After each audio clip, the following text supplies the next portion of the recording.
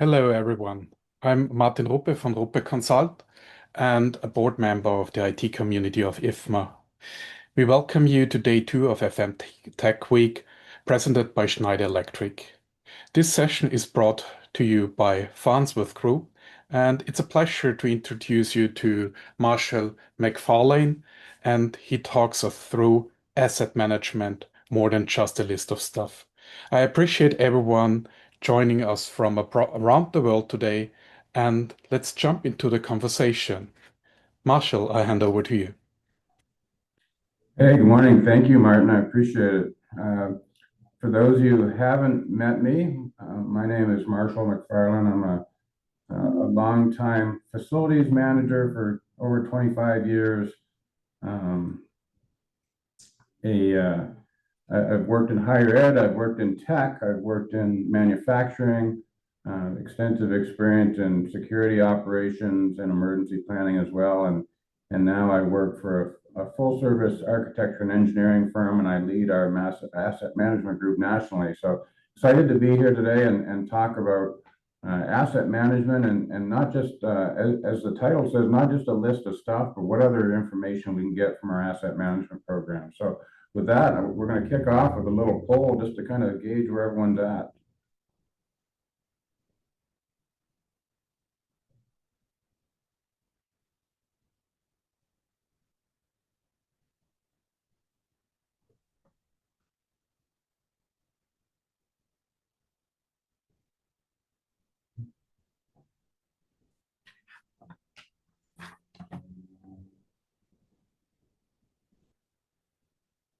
Get everyone to vote, and then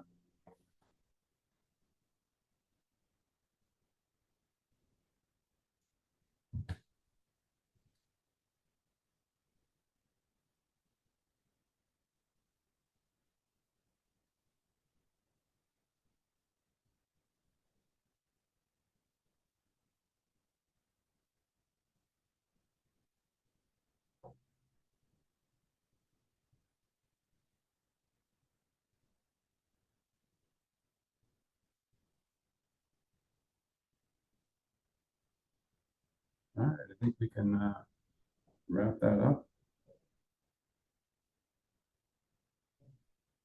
All right, so it looks like nearly half the folks have an asset management program, and some have sort of, and some have no. So that's a great start. So we're going to jump right in. I'm going to review a little bit of just about what asset management is, and then kind of go from there. And towards the end, we'll wrap up what you can do with all that data. So looking forward to that.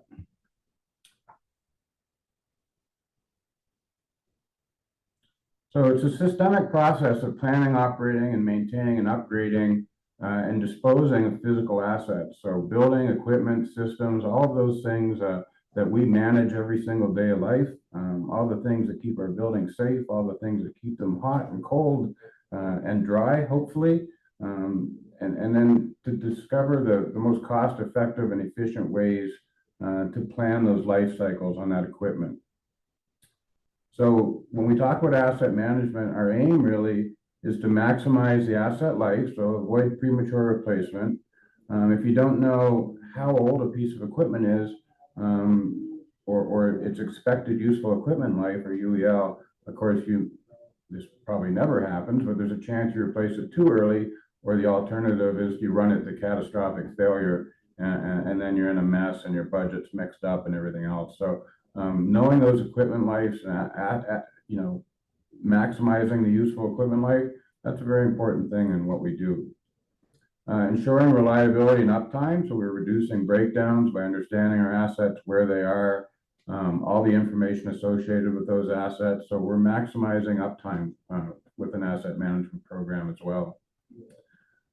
Optimizing costs, so we balance maintenance versus replacement, and preventive maintenance and predictive maintenance is a whole other class, of course, but we balance, how to maintain that equipment versus when to replace it, or when is it more cost effective to replace it rather than to maintain it.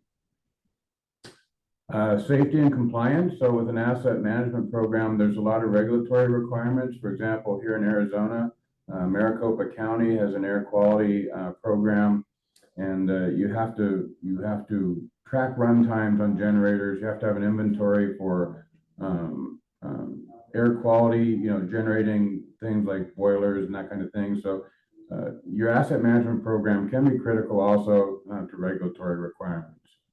And then, of course, what we're always doing, we're always supporting business operations. So our mission is to make everyone able to do their mission.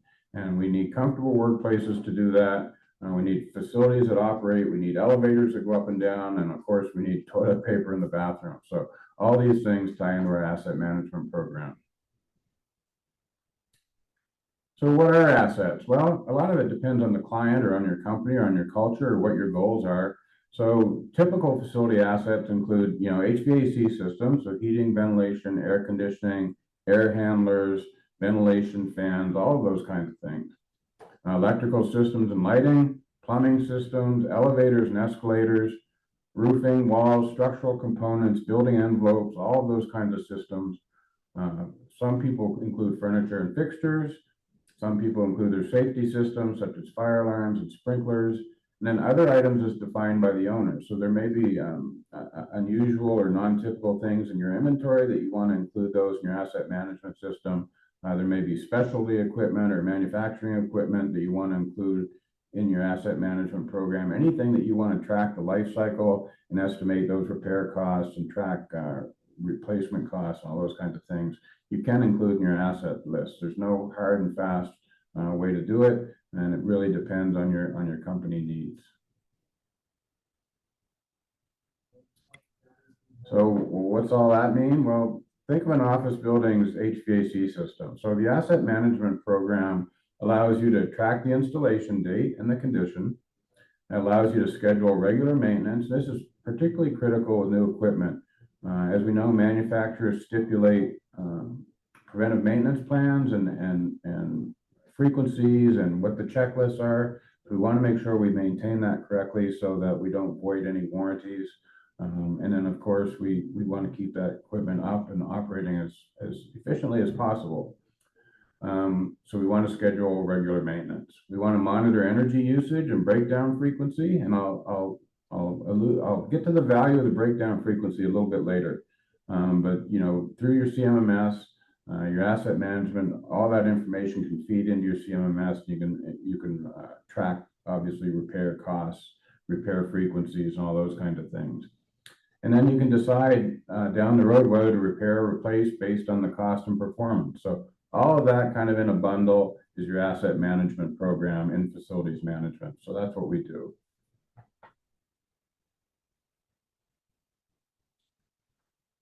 All right, then, so you've convinced me. So how do we do all this? So one thing people miss is the very best time to start your asset management program is when you're building a new facility or when you're doing a major renovation. So you can go about that.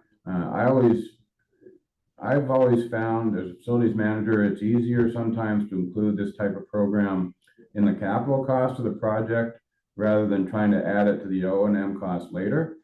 So make sure you're good friends and buy coffee and stuff for your capital management or your capital project folks, and maybe they can squeeze this cost in on the project. But if not, it's still the best time to do your asset management program is when you're building the new building.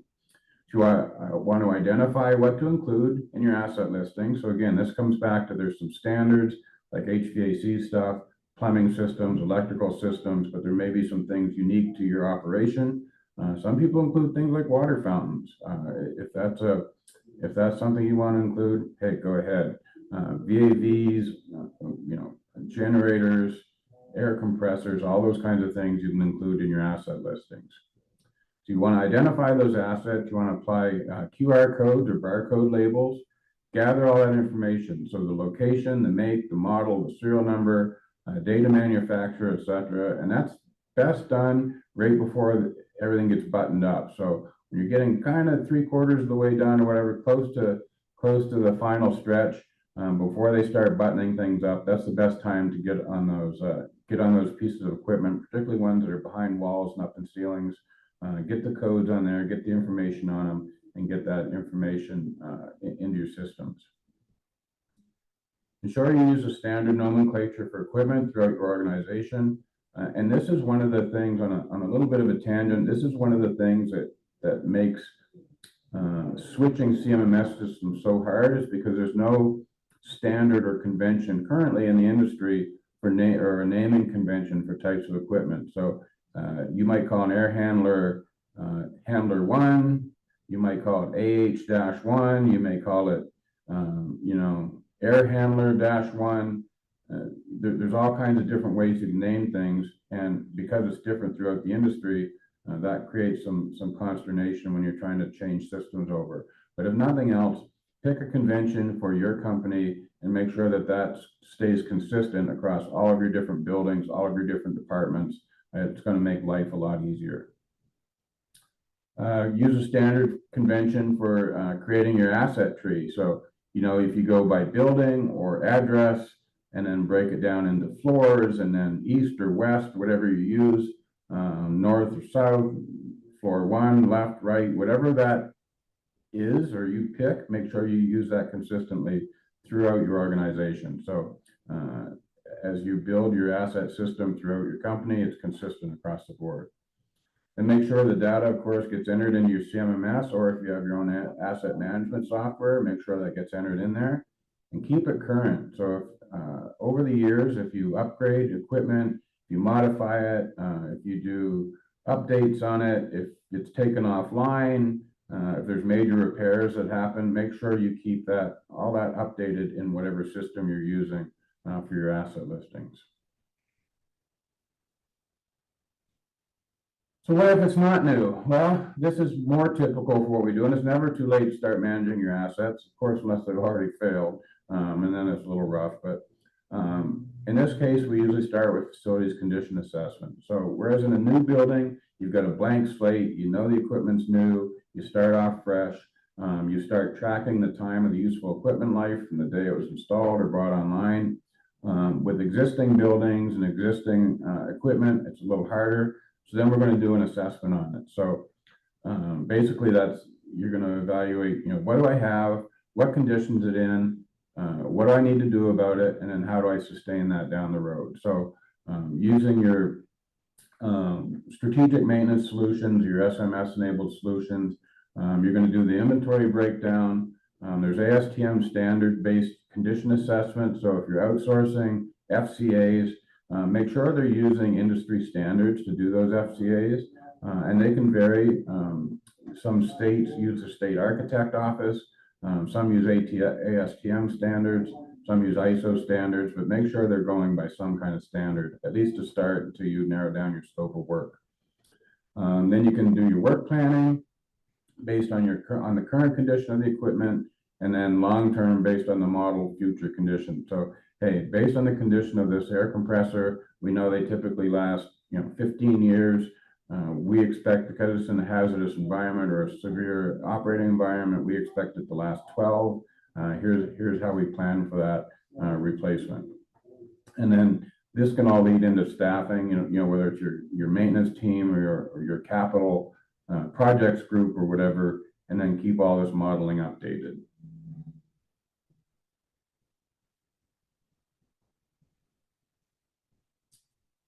So the FCA goes something like this: when your assessment team gets on the ground and they start going through your assessments, obviously they've done a lot of pre-work, hopefully, in the programming. They've discussed with you, what areas they want to do, what the scope is, what you want to include as assets, what kind of the floors and the ceilings are, your approach to the site work. Then they're going to do the assessments. Then they're going to do the data modeling with whatever software platform they use. Then they're going to come up with a report. And again, there's an ASTM standard for assessments, so make sure they're using something that's an industry standard. Often, the assessors will also have a subjective rating. So some it's a 1, 2, 3, 4, 5. Some it's a green, yellow, red, good, fair, poor. But there's an opportunity for a subjective rating as well when they do the condition assessment, and then that helps in prioritization and whatnot down the road. So they also should be reviewing spreadsheets and PDFs of data, work order system reports, maintenance reports, all that kind of thing. they should be accounting for in their FCA.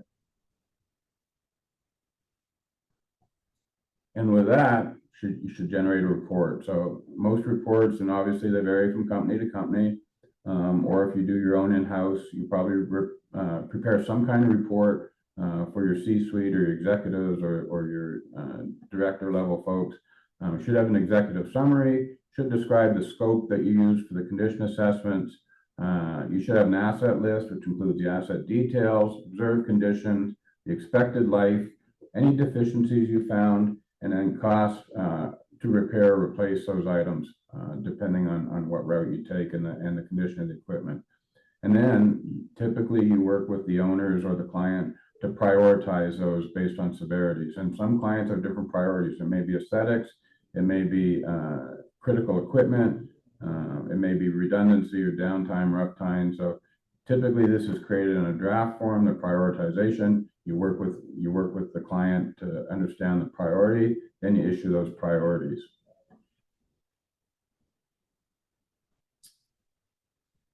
So now we get to budgeting, planning, and forecasting. Really, this is the best and most important reason. If you're trying to justify an asset management program, this is really the strongest reason to do that. People engage in this to really facilitate their long-term planning and budgeting. So not knowing the useful equipment life of your equipment can result in replacing it too early, which I mentioned before, which is doubtful. Hardly anybody replaces things too early, or operating it until a catastrophic failure, which obviously that's not ideal. When it comes to budgeting and planning, if you don't understand the useful equipment life and replacement costs, you're just really guessing. You don't know the cost of things. You don't know whether it's going to need to be replaced or repaired. So your long-term planning and budgeting, and companies use different ones, whether it's 10 years, 20 years, 40 years. So it really depends on what your forecast is. But if you don't understand this information, you're really just guessing. And then without some kind of assessment, you really don't know what condition the equipment's in. So again, maybe it hasn't been maintained properly. Maybe it's in a severe operating environment. Maybe the incorrect equipment was spec'd, so it's not going to last as long. So when we compute useful equipment life, it's based on a standard operating environment and being maintained as it should. So that's why the visual assessment's important, because that's kind of where we prove this out. And maybe it's been in an adverse environment, not maintained or whatever, so it's going to significantly shorten that useful equipment life. So our goal is, I hate to use the term, but it's to flatten the curve. So if you see this example, all those spikes in your 20-year renewal forecast are all due to things, big hits on your capital renewal. Maybe it's a roof replacement. Maybe it's a number of chillers were installed at the same time, and they're all going to fall out of equipment life. At the same time, it's going to create all these spikes in your long-term planning. So the goal really for most companies is to even that out, apply an annual cost to that, which can either be a set aside or whatever, to really develop an annual maintenance cost and replacement cost. So you can put that aside, and when things go out, you kind of eliminated this up and down. Even if you're not in a position or your company doesn't want to do it that way, at least now they have this forecast that, hey, in 2027, we're going to take a big hit on these. We need to plan that. Then we're going to quiet down for a few years. Then we're going to take a big hit on these. So at least it allows you to forecast those kind of costs. All right, so what other data, and this is kind of the crux of our presentation. So what other data can asset management program provide? So I like to see your asset management listing and your program as kind of the gateway to so much more data. And what I mean by that is your asset catalog is the foundation of your CMMS, first of all. So after you create a system for locations, you add your assets.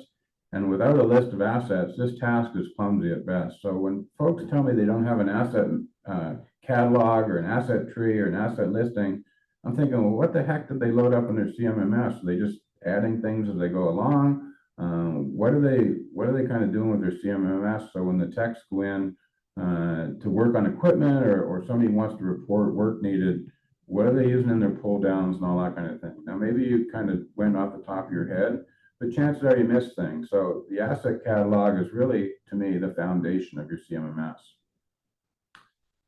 It's also the basis for comprehensive preventive maintenance programming, and it ensures all the equipment and systems are included in the PM program. I'm sure everybody in their place of work has some obscure piece of equipment that's off in a corner somewhere. There, as at one place, there's a little tiny vacuum pump up in the penthouse that nobody ever paid attention to, but it was critical to it was a cancer center, so it was critical to that center. So having that asset list lets you methodically go through and make sure that you've assigned PM schedules and tasks to every piece of equipment that warrants it. So otherwise, there's a chance you might have missed something. Another kind of off the cuff thing is it's a useful tool for insurance coverage. So if your insurance broker needs a listing of equipment, or if you have some kind of a disaster or flood or fire, or God forbid, one of those things, you've got a pre-made kind of list of equipment. And if it's broken down by area or floor or building or whatever, you can really narrow down and make that process a lot less painful than it might otherwise be. Having that asset list also lets you make sure that you've got safety procedures and a job hazard analysis for every piece of equipment that you're doing maintenance on. So if there's fans or air handlers, whatever that your team does maintenance on that has a PM checklist, you can go down that list and ensure that there's an associated safety procedure for each and every one. So your safety directors will love that, and your supervisors, because you're not just assuming anymore that, hey, everything has a safety checklist. Now you can go down that list and make sure that you have them. So if you have enough data and enough history and enough variables in your asset management system, there's some other things you can have too. So you can establish design standards by having added data which indicates performance. So of certain brands and models over others. So we've all worked, probably I've been guilty of it. We've all been in environments where maybe the techs have this ongoing dispute. Hey, train chillers are better than Dakin chillers. This type of air handler is better than that type of air handler. Well, with enough data, we can actually prove that out now based on repair histories, repair costs, life cycle versus cost. We can actually have some data to settle some of those arguments. On top of that, if you're dealing with a procurement department that is reticent to sole source equipment, if you can prove out that, hey, your train equipment, it lasts significantly better, is significantly lower cost or whatever, you can write those into the RFP specifications. You can justify sole sources. You can put those into design standards or whatever. So if you have enough data to prove this stuff out, it kind of settles some of these arguments that have been around a long time.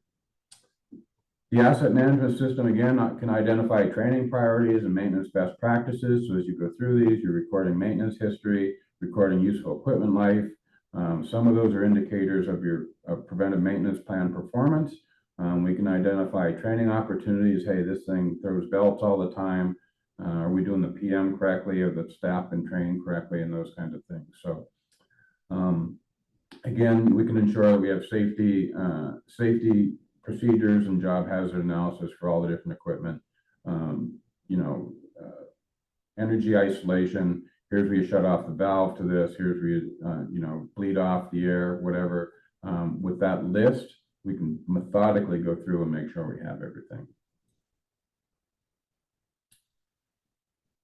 So finally, a robust asset management program allows you to evaluate options for upgrades and replacements. We have a case study where there was a campus that was full of little split units all over the place. And when those came to the end of the equipment life, knowing how many we had and where they were allowed us to say, okay, so what are the alternatives to this as these fall out of replacement, or should we take them all out at once and replace them with this, package units, central, what's that look like? So having this asset list as things get to the end of their life or systems need to be upgraded, it helps you evaluate by having a concrete listing of your assets. It allows you to write procedures related to business continuity by understanding your full inventory capability. If you know exactly how many generators you have on site, that's helpful in your business continuity plans. So that's helpful. It helps you show where shutoffs are for critical equipment, where the utility disconnects, and those kinds of things. So again, more information that you might not normally have.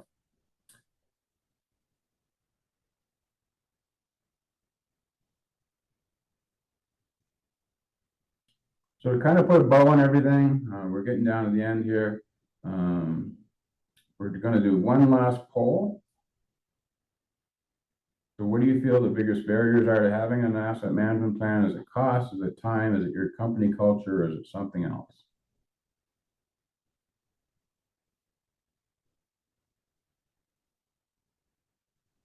I feel like we should be playing the Jeopardy music while the polls are up.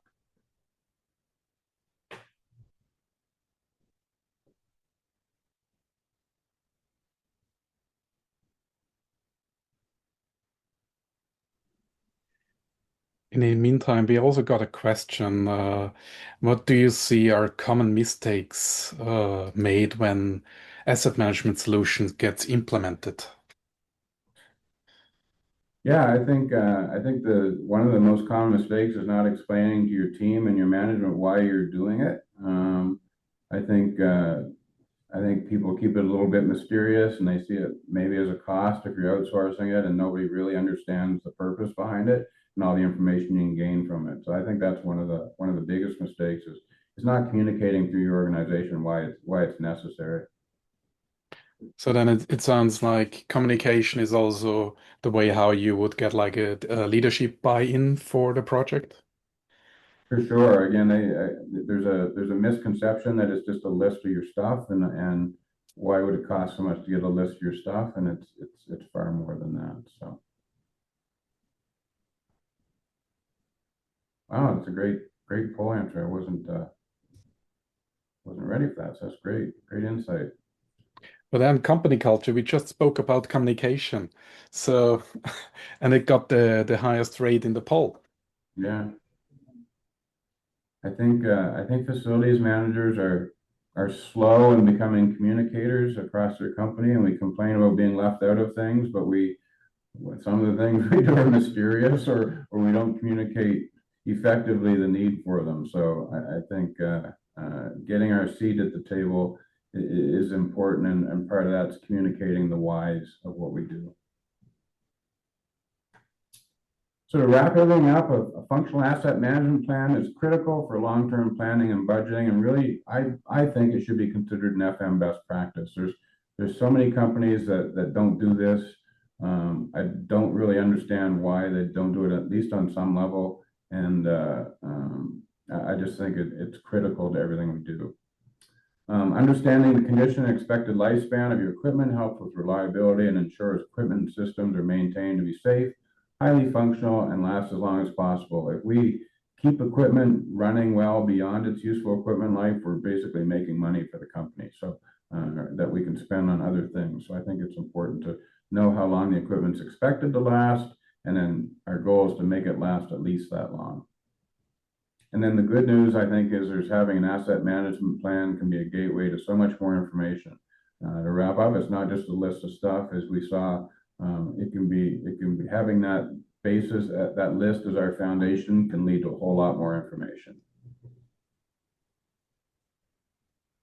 That was a great conversation, Marshall. Thank you so much for sharing those insights with us. I appreciate everyone for joining us today and looking forward to see you during our next FM Tech Week sessions. For example, today at 11 a.m. with San Pito. Thank you again and have a great day to everyone. Thank you.